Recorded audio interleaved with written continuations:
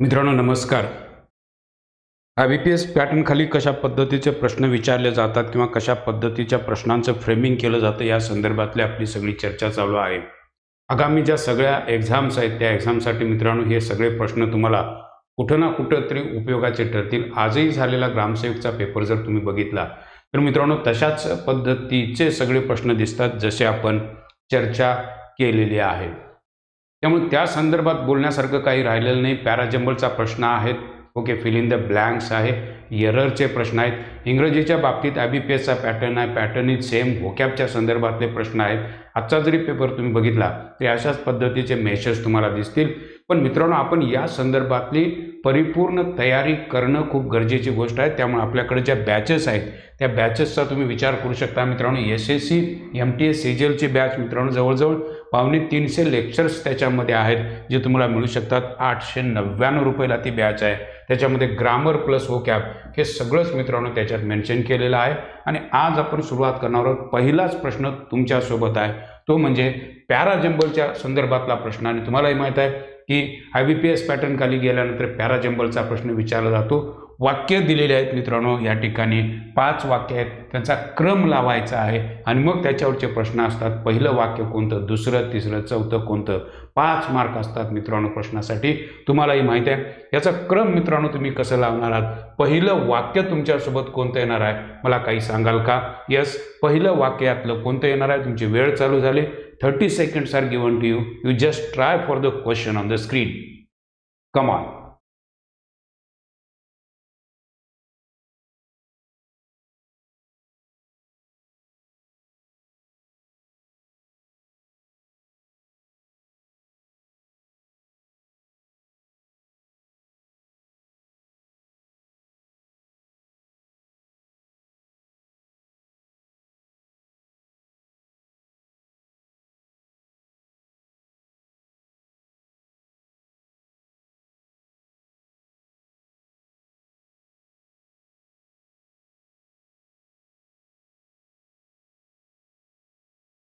मित्रांनो वाक्याकडे बघितल्यानंतर तुम्हाला काय वाटतं, पहिलं वाक्य कोणतं असावं असं तुम्हाला वाटतं? पहिलं वाक्य कोणतं असावं असं तुम्हाला वाटतं? पहिलं वाक्य जर तुम्हाला कळालं तर पुढचा सगळा सिक्वेन्स तुम्हाला अगदी व्यवस्थित कळू शकतो. बघा या ठिकाणी वाक्य वाचल्यानंतर मित्रांनो आपल्या लक्षात येतं की पहिलं वाक्य नेमकं कोणतं असावं हे आपल्याला चढदिशी कळतं. बघा वाक्याची सुरुवात तुम्ही कशी करणार आहात. वाक्य दिलेले आहेत. When I turn around I saw none other than Rajesh. तशी तर वाक्याची सुरुवात होणार नाही. आता वाक्याची सुरुवात करत असताना कर्त्यानं कोणत्या तरी करायला हवी. त्यामुळे बी न सी न डी न काही मित्रांनो वाक्याकडे बघितलं तर मित्रांनो इथं कळतं की पहिलं हे डी असायला हवं. बघा वाक्य कसं आहे. The train had already arrived by the time I reached the station. Okay, ज्या वेळेला मी पोचलो होतो त्याच्या आधीच मित्रांनो ट्रेन आलेली होती असा त्याचा अर्थ होतो. म्हणजे ही जी व्यक्ती आहे, मी जो आहे तो स्टेशनवर पोचलेलो आहे आणि त्याच वेळेला मित्रांनो त्याच्या आधीच मित्रांनो ट्रेन आलेली आहे. आता ट्रेन आल्यानंतर वाक्याकडे बघितल्यानंतर आपल्याला रेफरन्स काय सापडतो. रेफरन्स मित्रांनो असा सापडतो की मी स्टेशनवर पोचलेलो आहे आणि स्टेशनवर पोचल्यानंतर मी माझ्या मित्राला शोधायला सुरुवात केली. I started looking around for Rajesh. मी राजेशला लुकिंग अराउंड याचा अर्थ मित्रांनो मी शोधायला सुरुवात केली. I started looking around for Rajesh. मी राजेशला शोधायला सुरुवात केली मित्रांनो. हे दुसरं वाक्य. आता तिसरं वाक्य जर वाक्याकडे बघितलं तर नॉट फाइंडिंग हिम म्हणजे तो मला सापडलाच नाही. I decided to return home. Yes मित्रांनो हे वाक्य 3 नंबरला येईल. म्हणजे आता तुम्हाला कळालं मी स्टेशनवर गेलो, त्यानंतर मी राजेशला शोधायचा प्रयत्न केला. Not finding him, I decided to return home. आणि त्यावेळेला घडलं काय बघा. When I turned around, I saw none other than Rajesh. It was then that someone loudly called out my name. म्हणजे त्याच वेळेला ज्या वेळेला मी पाठीमागं जायचं ठरवलं घरी त्याच वेळा it was then that someone loudly called out my name. त्याच वेळा माझ्या नावानं कुणीतरी हाक मारली. 4 नंबरचं वाक्य. When I turned around त्यावेळेला मी पाठीमागं वळून बघितलं. I saw none other than Rajesh. मित्रांनो हे वाक्य 5 नंबरला येईल. म्हणजे 1 2 3 4 आणि 5 असा जर क्रम तुम्हाला जोडता आला मित्रांनो तर तुमचे 5 मार्क अगदी खिशातले असणार आहेत. पॅराजंबलचे प्रश्न मित्रांनो अशा पद्धतीने येतात की जे आपल्याला माहिती असणं खूप गरजेची गोष्ट आहे असा प्रश्न। मग आता याच्यानंतरच्या या प्रश्नांची उत्तरं देताना मला कुठेही अडचण येणार नाही। Fifth sentence, second, first, sixth मित्रांनो हे प्रश्न अगदी सहज तुम्ही सोडवू शकता, कुठेही मित्रांनो या ठिकाणी अडचण येणार नाही। पहिलं वाक्य कोणतं, दुसरं कोणतं, तिसरं कोणतं, येस हे अगदी सहज तुम्ही सांगू शकता, त्यात कुठेही मित्रांनो तुम्हाला अडचण येणार नाही। यस, आता हे झाल्यानंतर आणखी प्रश्न बघा की आपल्याला या ठिकाणी SSC CGL 2023चा प्रश्न मित्रांनो, इडमच्या संदर्भातला प्रश्न। If you read between the lines you will appreciate what he writes. SSC CGL 2023 आणि अंडरलाईन केलेल्या इडमचा मित्रांनो तुम्हाला अर्थ सांगायचा आहे। काय उत्तर द्याल या प्रश्नाचं? 30 सेकंदाचा वेळ तुमच्यासोबत परत एक वेळेला, कमाल।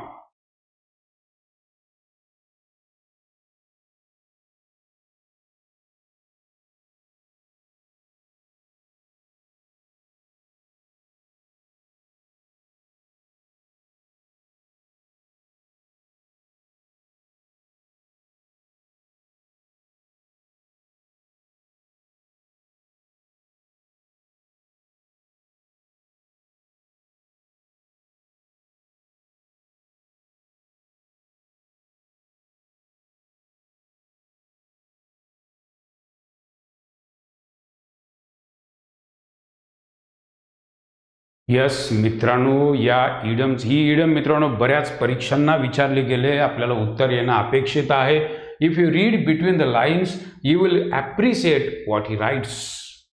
याचा अर्थ मित्रांनो त्या पॅसेजमध्ये किंवा रायटरने जे लिहिलेलं आहे त्याचा दडलेला अर्थ समजणे असा त्याचा अर्थ होतो। याचा अर्थ सरळ आहे मित्रांनो, can read living lines in between, no.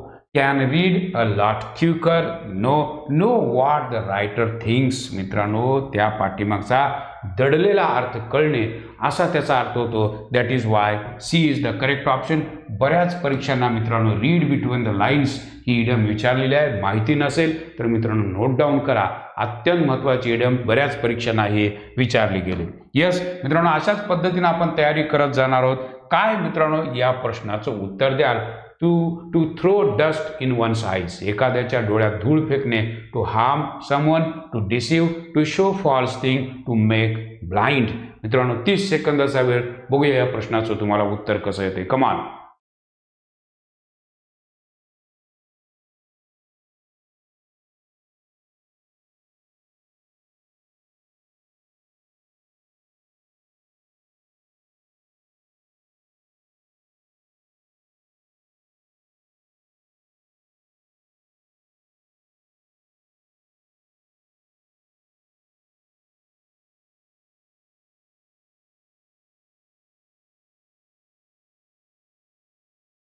मित्रांनो काही सुचलंय का बघा? To throw dust in one's eyes म्हणजे एखाद्याच्या डोळ्यात धूळ फेकणे याचा अर्थ मित्रांनो होतो एखाद्याला फसवणे। आणि मग उत्तर मित्रांनो येणार आहे ते म्हणजे बी, कारण डिसीवचा अर्थ आहे मित्रांनो फसवणे। यू आर एब्सोल्युटली करेक्ट, अगर आप बी के साथ चल रहे हो तो बिल्कुल सही जवाब, अगर आप बी के साथ। डिसीव म्हणजे फसवणे, to throw dust in one's eyes. हमखास परीक्षेला मित्रांनो इडम्स फ्रेजेस या विचारल्या जातात, ज्याची आपण तयारी करणं अपेक्षित गोष्ट आहे। IBPS पॅटर्न खाली अशाच पद्धतीच्या इडम्स फ्रेजेस सरळ वाक्यामध्ये टाकून तरी विचारल्या जातील, किंवा अगदी तुम्हाला सरळ सरळ सुद्धा प्रश्न विचारला जाऊ शकतो। It is a cut above all the other boys in the group. मित्रांनो काय उत्तर द्याल? ही is a cut above all the boys in the group. Okay, quite taller, more active than, a little rougher than, or rather superior to. Come on.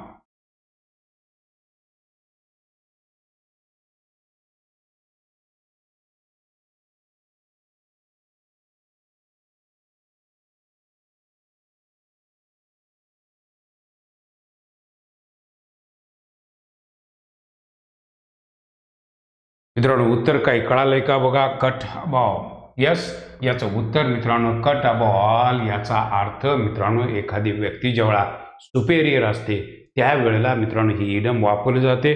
माहिती नसेल ते लिहून घ्या। Rather superior to, he is a cut above all the other boys in the group म्हणजे तो त्या मुलांपेक्षा superior आहे असा त्याचा अर्थ होतो. ही is a cut above all the other boys in the group. मित्रांनो, अशा इडम्स फ्रेजेस आपल्याला माहिती असणं खूप गरजेची गोष्ट आहे.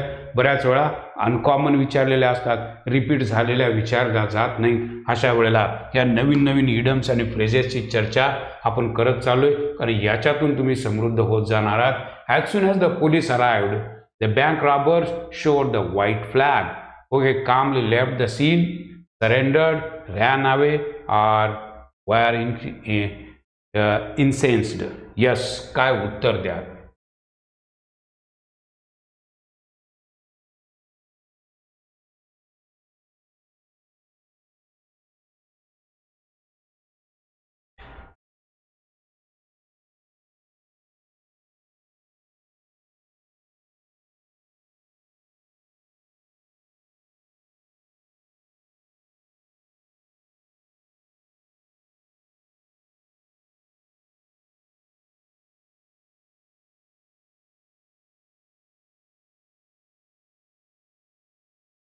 वाक्याकडे बघितल्यानंतर मित्रांनो कळालं असं, as soon as the police arrived the bank robbers showed the white flag.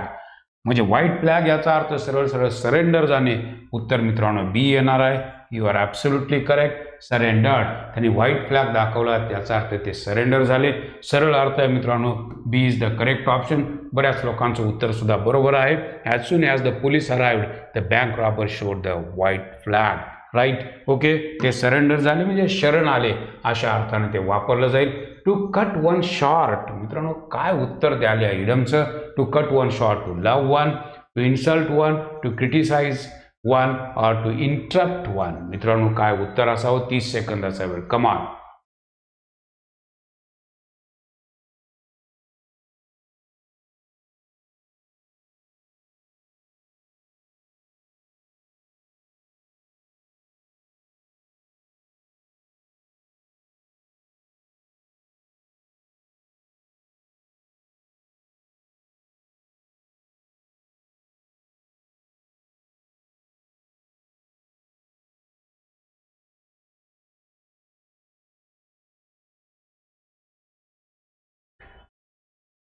मित्रांनो, एखाद्याला मध्येच थांबवणे असा त्याचा अर्थ होतो. To cut one short. एखाद्याला मध्येच थांबवणे याचा अर्थ मित्रांनो सरळ आहे. To cut one short. To interrupt someone असा त्याचा अर्थ होईल. हमखास परीक्षेला मित्रांनो अशा पद्धतीच्या इडम्स फ्रेजेस IBPS पॅटर्न असो, TCS पॅटर्न असो किंवा MPSCचा पॅटर्न असो, मित्रांनो इडम्स आणि phrases is the common part for any competitive exam. I think you got my point. Go for the next question. आता या ठिकाणी मात्र तुम्हाला की पॅराजंबलचा प्रश्न परत एकदा आपण चर्चेला घेतलेला आहे. परत एक वेळा ABCD आणि E दिलेला आहे. पहिलं वाक्य, दुसरं, तिसरं, चौथं आणि 5वं वाक्य तुम्हाला सांगायचं आहे. मित्रांनो, पहिलं वाक्य कोणतं येईल असं तुम्हाला वाटतं बघा. ओके, उत्तर द्यायला सुरुवात करा. वाचून बघा, काही सुचतंय का ते बघा. कमा.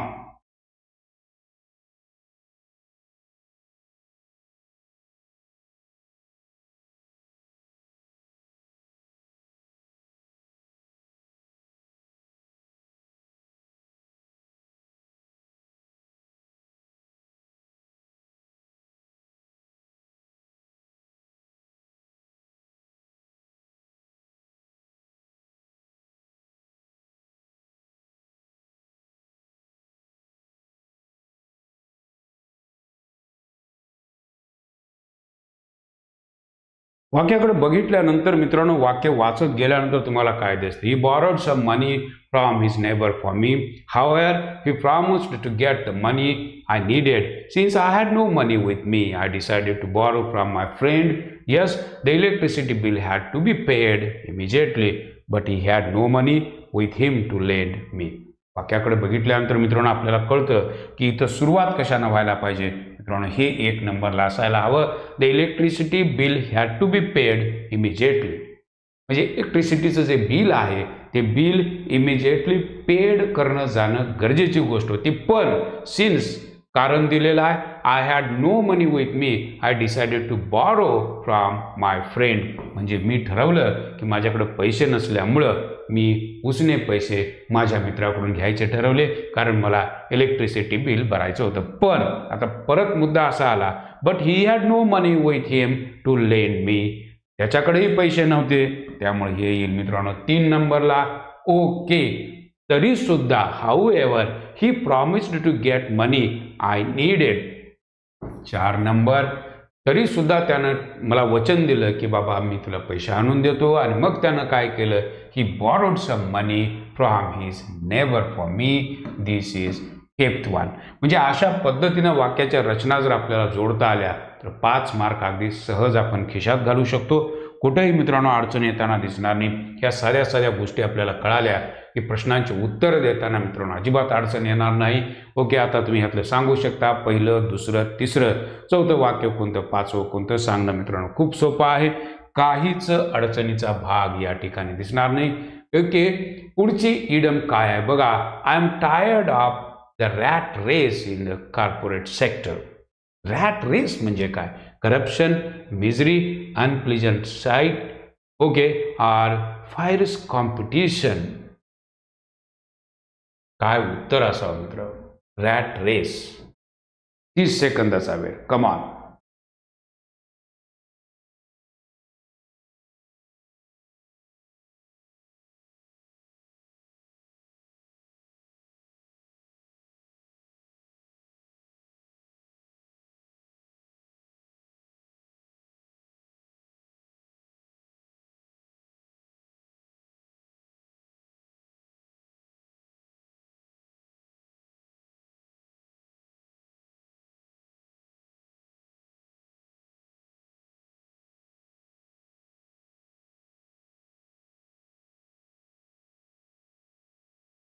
बघा मित्रांनो, या ठिकाणी रॅट रेसचा अर्थ काय?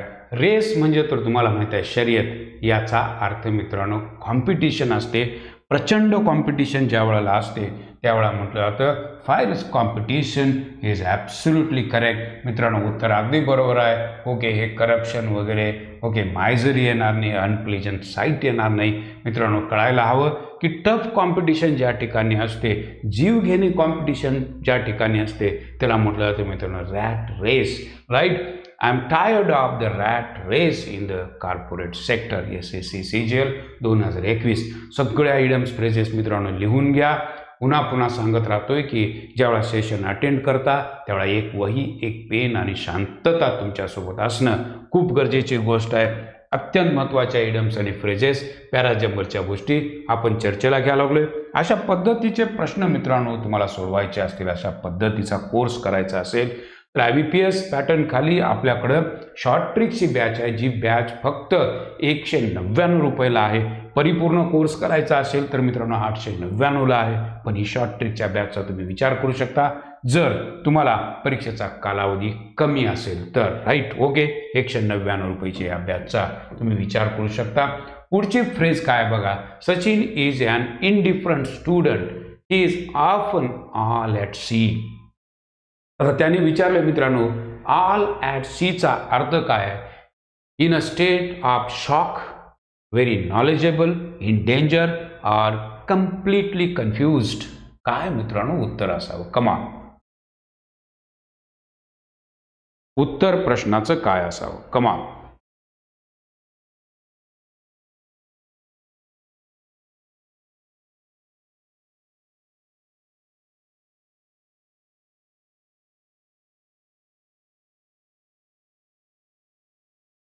Sachin is indifferent student. He is often all at sea.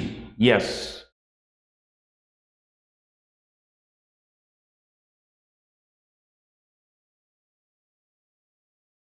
मित्रांनो हमखास अशा पद्धतीचे प्रश्नपत्रिकेत तुम्हाला प्रश्न इडम्स आणि फ्रेजेसवर दिसतील. जसं पॅराजंबल आहे तशाच या सगळ्या इडम्स फ्रेजेस विचारल्या जातील. यस मित्रांनो, एक गोष्ट लक्षात घ्या, ॲट सीचा अर्थ आपल्याला माहिती असणं खूप गरजेची गोष्ट. एखादा माणूस द्विधा मनस्थितीत असतो, एखादा माणूस जेव्हा कन्फ्युज्ड अवस्थेत असतो त्यावेळेला मित्रांनो म्हटलं जातं at sea, I am at sea confused. त्याला बरोबर विरुद्धार्थीची इडम आहे ते म्हणजे at home. At home and at sea या दोन्ही इडम्स मित्रांनो सतत परीक्षेला विचारले गेलेत. उत्तर मित्रांनो तुमचं यायला पाहिजे कम्प्लिटली कन्फ्युज्ड, इन डेंजर येणार नाही, very knowledgeable, in a state of shock it's not possible, you are to go with the last option.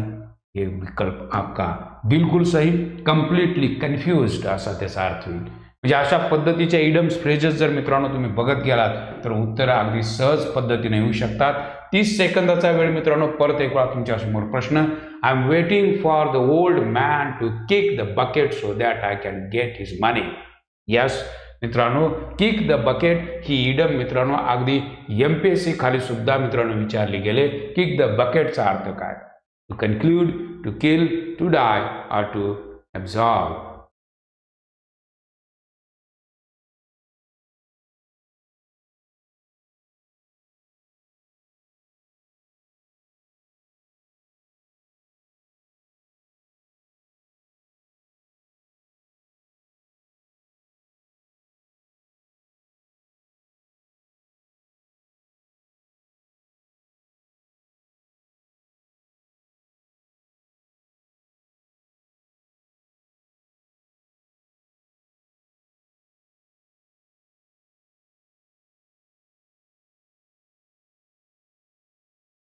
Yes, प्रश्नाकडे बघितल्यानंतर मित्रांनो तुम्हाला काय वाटतं? Okay, I am waiting for old man to kick the bucket याचा अर्थ मित्रांनो होतो टू डाय. बऱ्याच परीक्षांना मित्रांनो ही इडम विचारले गेले. मरणे असा त्याचा अर्थ होतो.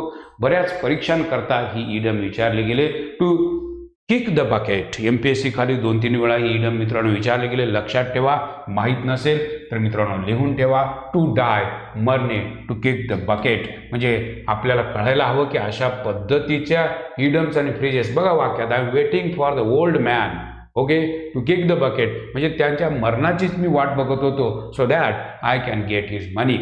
Yes, that is the case. To die असा त्याचा अर्थ होतो. लक्षात ठेवा. अशा पद्धतीच्या इडम्स फ्रेजेस मित्रांनो परत एक वेळा अशा पद्धतीचा प्रश्न ज्या ठिकाणी आपल्याला वाक्य जोडायचे आहेत. पॅराजंबलचे हमखास परीक्षेला प्रश्न विचारले जातात. काय मित्रांनो उत्तर येईल तुमचं? पहिलं वाक्य, दुसरं वाक्य, तिसरं, चौथं, पाचवं वाक्य. 5 मार्कासाठीचा प्रश्न. वेळ लागला तरी चालेल. वाचून बघा. व्हिडिओ पॉज करा हवा तर, पण तुम्ही 5ही उत्तरं मला व्यवस्थित द्यायचे आहेत. काय उत्तर असावं? कमाल.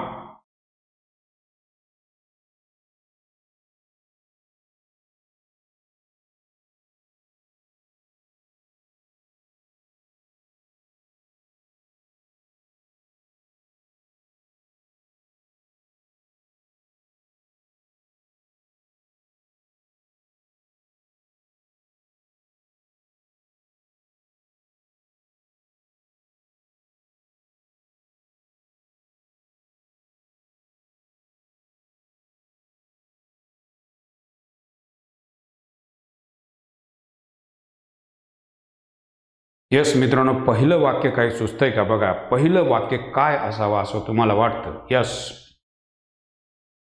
वाक्याकडे बघितल्यानंतर मित्रांनो कळतं. बघा वाक्य पहिलं कोणतं असावं. With so many products and opportunities available in the market it is very easy to get this planning wrong. होईल का सुरुवात? नाही. हे काही प्लॅनिंग देअरफोर आलेला आहे म्हणून सुरुवात होणार नाही यानं सुद्धा.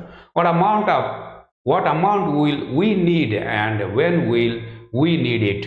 मित्रांनो काही कळत नाही याचा अर्थ, पण वाक्यामध्ये बघितलं तर आपल्याला कळतं मित्रांनो. 1 नंबरचं वाक्य हे असायला हवं. मोस्ट ऑफ अस बऱ्यापैकी आपल्यातले काही लोक would put our children's education above any other priority in life including our own retirement. लक्षात आलं का की आपल्यातले बरेचसे लोक प्रायोरिटी कशाला देतात तर मुलांच्या शिक्षणाला प्रायोरिटी दिली जाते. Most of us would put our children's education above any other priority in life including our own retirement. म्हणजे रिटायरमेंट सोबतच जर कशाला जादा प्रायोरिटी दिली असेल तर ती म्हणजे मुलांच्या शिक्षणाला. मग आता हे जर पहिलं वाक्य असेल तर त्यासाठी आपल्याला प्लॅनिंग करावं लागेल. म्हणून 2 नंबरचं वाक्य planning therefore is imperative, compulsory and should begin as early as possible. म्हणून प्लॅनिंगची सुरुवात लवकरात लवकर चालू केली पाहिजे जर आपल्या चिल्ड्रनना एज्युकेशन व्यवस्थित द्यायचं असेल, त्याची प्रायोरिटी आपल्याला कळाली असेल. मग आता हे 2 नंबरचं वाक्य प्लॅनिंग. मग प्लॅनिंगचीच तिसरी गोष्ट या ठिकाणी होईल. आता मग होतं कसं की या ठिकाणी शब्द कोणता आलेला आहे? प्लॅनिंग. आणि प्लॅनिंगसाठी दुसरं वाक्य आहे ते म्हणजे हे with so many products and opportunities available in the market it is very easy to get this planning wrong. म्हणजे जर आपण प्लॅनिंग करायला हवं तर इतके व्हरायटीज ऑफ प्रॉडक्ट्स मार्केटमध्ये आहेत की आपण चुकीचं सुद्धा प्लॅनिंग करू शकतो. 3 नंबरचं वाक्य हे असेल मित्रांनो. कळालंय का बघा? प्लॅनिंग प्लॅनिंग आणि मग तो म्हणून let's try to find the best solution by asking 2 important questions. म्हणजे इथं आपल्याला हे 4 नंबर आणि मग क्वेश्चन कोणता तो तर हा question what amount will we need and when will we need it. 2 questions. Okay, 2 questions. बघा इथं 2 प्रश्न आहेत हे आपल्याला कळतात. ह्या 2 प्रश्नांचा उल्लेख या ठिकाणी केलेला आहे. What amount will we need. Okay, किती अमाऊंट आपल्याला लागेल हा पहिला प्रश्न. And when will we need it, आणि ती कधी लागेल हा दुसरा प्रश्न. म्हणजे या ठिकाणी याला हे जुळतं. अशा पद्धतीनं ही 5चा क्रम आपण जोडू शकतो आणि 5 मार्क अगदी सहज खिशात घालू शकतो. I think you got my point. तर मित्रांनो, IBPS पॅटर्नचा विचार केला तर अशा पद्धतीचे पॅराजंबल विचारले जातात, इडियम्स फ्रेजेस विचारले जातात. त्या सगळ्याची चर्चा, इत्थंभूत चर्चा आपल्या या सर्व कोर्समधून तुम्हाला दिसू शकते मित्रांनो. आणि अशा पद्धतीचे हे 5 प्रश्न तुम्ही सोडवले की तुम्हाला सहज मार्क मिळू शकतात. यस. आणि जर मित्रांनो अशा पद्धतीने तुम्हाला इंग्रजीची परिपूर्ण तयारी करायची असेल, तुमचा इंग्रजीचा प्रॉब्लेम कितीही कठीण असू द्या, बेसिक टू ॲडव्हान्स जर सगळी बॅच जर तुम्ही केली तर आयुष्यभरासाठीचा तुमचा इंग्रजीचा प्रॉब्लेम सुटू शकतो. मी शब्द पुन्हा एकदा वापरतो, आयुष्यभराचा तुमचा इंग्रजीचा प्रॉब्लेम सुटू शकतो.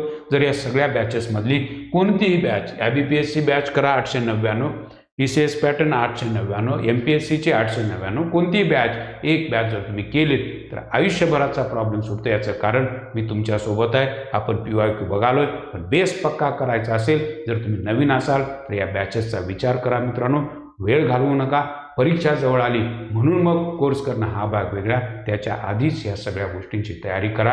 तुम्हाला कुठंही मित्रांनो अडचण येणार नाही. आजच्यासाठी आपण याच ठिकाणी थांबू. पुन्हा एकदा नवीन सेशनसोबत आपण दररोज भेटतोय, तशाच पद्धतीनं भेटत राहू. Thank you very much.